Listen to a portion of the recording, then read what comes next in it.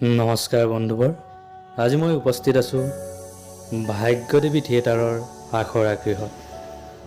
ৰাইজৰ মৰম, চেনেহ আৰু আশীৰ্বাদ শিৰত লৈ ভ্ৰাম্যমান জগতৰ অদ্বিতীয় নাট্য দল ভাগ্যদেৱী থিয়েটাৰে ৫৬ সংখ্যক আখৰা শিবিৰ মুকলি কৰিলে। ভাগ্যদেৱীৰ মঞ্চত এইবাৰ আপোনালোকে দেখিবলৈ পাব নৱৰত্ন পাটোৱাৰীৰ মায়াবিনী ৰাতিৰ জোনাক, সমৰেন্দ্ৰ বৰ্মনৰ ৰাজৰাণী আৰু ৰাজদ্বীপৰ বিদ্ৰোহী প্ৰেমপত্ৰ। মই থিয়েটাৰত নাহিম বুলি ভাবিছিলোঁ, কিন্তু নোৱাৰোঁ, ষ্টেজ এৰিব নোৱাৰোঁ, ঘৰত বৰ অশান্তি লাগি থাকে। সেইকাৰণে আহিছোঁ ভাগ্যদেৱীত। মোৰ প্ৰথম বছৰ ভাগ্যদেৱীত। মই আগৰে বহুত আশা এটা আছিল যে ভাগ্যদেৱীত কোনো এটা বছৰ থাকিম, কিন্তু সুবিধা হোৱা নাছিলে। এইবছৰ আহি খুব ভাল লাগিছে।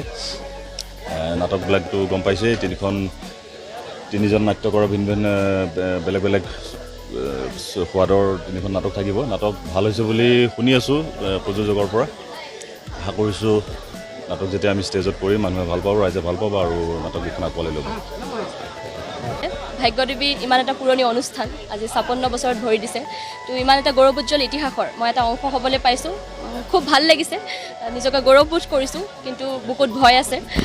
যিহেতু নতুন কাম এটা কৰিবলৈ আগবাঢ়ি আহিছোঁ। নতুন কাম মানে এটা নতুন দায়িত্ব। অনুষ্ঠানটোৰ প্ৰতি দায়বদ্ধতা, দৰ্শকৰ প্ৰতি দায়বদ্ধতা বাঢ়ে।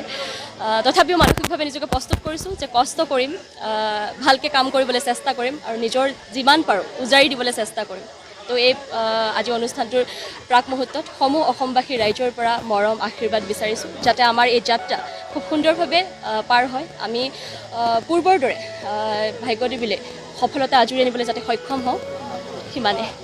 অনুষ্ঠানটো ভালকৈ চলাম। সুন্দৰকৈ আমি তিনিখন নাটক লৈছোঁ। তিনিজন ভিন্ন নাটকৰ, ৰাজদ্বীপৰ বিদ্ৰোহীৰ প্ৰেমপত্ৰ, সমৰেন্দ্ৰ বৰ্মনৰ ৰাজৰাণী আৰু আমাৰ নৱৰত্ন পাটোৱাৰীৰ মায়াবিনী ৰাতিৰ জোনাক। আমি তিনিখন নাটক লৈ আমি ৯ মাহৰ কাৰণে থিয়েটাৰ ভাগ্যদেৱী অসমৰ ৰাইজৰ মাজত আমি ওলাম। আশা কৰিছোঁ তিনিখন নাটক খুব সুন্দৰ হ'ব আৰু ৰাইজে আমাক অৰূপদা নমস্কাৰ। ভ্ৰাম্যমানৰ মঞ্চত এটা দীঘলীয়া যাত্ৰা, এইবাৰ কিমান বছৰ হ'ল অৰূপদা? 15+ হ'ল। তো অৰূপদা এইবাৰ ভাগ্যদেৱীৰ মঞ্চত। অৰূপদা, প্ৰস্তুতি কেনেকুৱা আপোনাৰ? প্ৰস্তুতি চলাই আছোঁ। যোৱা বছৰ থিয়েটাৰত নাছিলোঁ, থিয়েটাৰত অহাৰ বৰ এটা ইচ্ছা নাছিলে, কিন্তু ষ্টেজখনে টানি আনিলে, আকৌ গুচি আহিলোঁ। আৰু প্ৰথমবাৰৰ বাবে ভাগ্যদেৱী থিয়েটাৰত আছোঁ, আগতে কেতিয়াও থকা নাই, ইচ্ছা এটা আছিল। এইবাৰ সুবিধা হ'ল, থাকি ভাল পাম বুলি আশা কৰিছোঁ। আৰু তিনিখন নাটক, প্ৰত্যেক বছৰে তিনিখন নাটক থাকেই আমাৰ। আৰু এইবাৰ ভাল হৈছে যে তিনিজন ভিন্ন ভিন্ন নাট্যকাৰৰ আমাৰ তিনিখন বেলেগ বেলেগ সোৱাদৰে তিনিখন নাটক আমি কৰিবলৈ পাম। তিনিটা বেলেগ চৰিত্ৰ বুলিও গম পাইছোঁ ইতিমধ্যে। চ' খুব আশাবাদী, প্ৰত্যেক বছৰৰ দৰে এইবাৰো আমি আশাবাদী যে নাটক ভাল হ'ব আৰু দৰ্শকে আমাৰ নাটক আঁকোৱালি ল'ব। নমস্কাৰ। কেনেকুৱা প্ৰস্তুতি ভাগ্যদেৱীক লৈ এইবাৰ?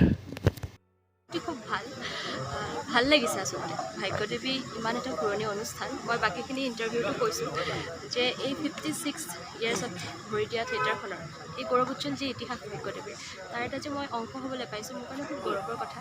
খুব বেছি ভাল লাগিছে, কিন্তু ভয়ো লাগিছে, স্বাভাৱিক ভয় লগাটো। যিহেতু নতুন কাম এটা কৰিবলৈ ওলাইছোঁ, দায়িত্বটো অনুষ্ঠানৰ প্ৰতি দায়বদ্ধতাটো বাঢ়িল। তো মানসিকভাৱে প্ৰস্তুত হৈ আহিছোঁ যে কষ্ট কৰিম, ভালকৈ কাম কৰিম। এইবাৰ কেৰেক্টাৰসমূহ কেনেকুৱা হ'ব কিবা গম পাইছেনে আপুনি এতিয়ালৈকে?